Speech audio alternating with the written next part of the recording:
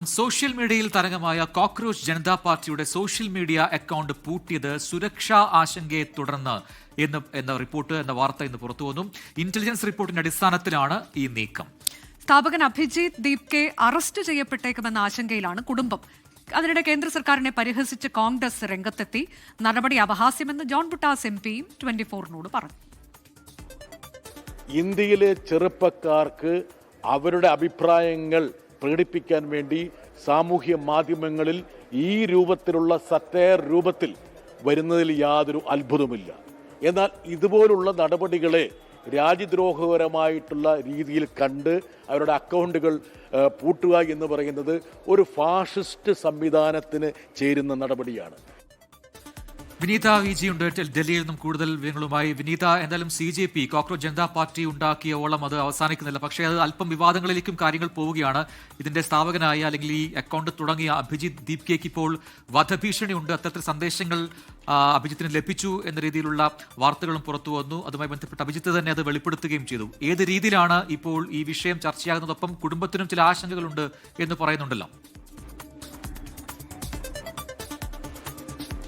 പ്രജിൻ, നേരത്തെ തന്നെ അദ്ദേഹത്തിന്റെ കുടുംബം ആ ആശങ്ക പ്രകടമാക്കുകയും ചെയ്തിട്ടുണ്ടായിരുന്നു. ചില മറാഠി മാധ്യമങ്ങളോട് സംസാരിക്കവെയാണ് കേന്ദ്ര സർക്കാർ തന്റെ മകനെതിരെ ഇനി എന്ത് നടപടി സ്വീകരിക്കുമെന്ന് ഉൾപ്പെടെയുള്ള കാര്യങ്ങളിൽ തനിക്ക് വലിയ ആശങ്കയുണ്ടെന്ന് അഭിജിത്ത് ദീപ്കയുടെ മാതാവ് വ്യക്തമാക്കിയിട്ടുണ്ടായിരുന്നത്.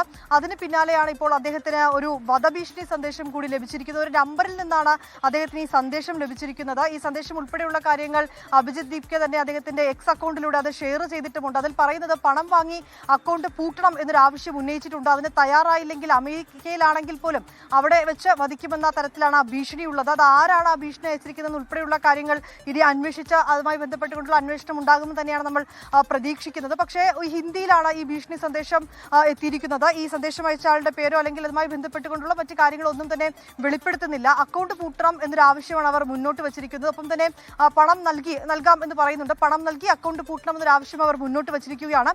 ആ ആവശ്യം അംഗീകരിച്ചില്ല എങ്കിൽ അമേരിക്കയിലാണെങ്കിലും വധിക്കും എന്ന് തന്നെയാണ് ആ ഭീഷണി സന്ദേശത്തിൽ വ്യക്തമാക്കിയിരിക്കുന്നത്. നേരത്തെ തന്നെ രാജ്യസുരക്ഷ ഉൾപ്പെടെയുള്ള കാര്യങ്ങൾ ചൂണ്ടിക്കാട്ടിക്കൊണ്ടാണ് ആ എക്സ് അക്കൗണ്ട് പൂട്ടിച്ചത്. അതിൽ ഇന്റലിജൻസ് ബ്യൂറോയുടെ അടക്കം റിപ്പോർട്ട് ഉണ്ട് എന്നും അതുകൂടി പരിഗണിച്ചുകൊണ്ട് IT ആക്ട് പ്രകാരമാണ് നടപടി എന്നുമാണ് വിശദീകരണം വന്നിട്ടുള്ളത്.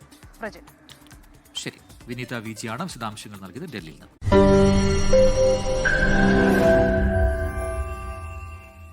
ലോകത്തെവിടെയായാലും ഏത് സമയത്തും 24 വാർത്തകളും ഓഗ്മെന്റഡ് റിയാലിറ്റി പാക്കേജുകളും എക്സ്പ്ലെയിനറുകളും വിശദമായി കാണാൻ ഞങ്ങളുടെ YouTube ചാനൽ നിങ്ങൾക്ക് സബ്സ്ക്രൈബ് ചെയ്യാം.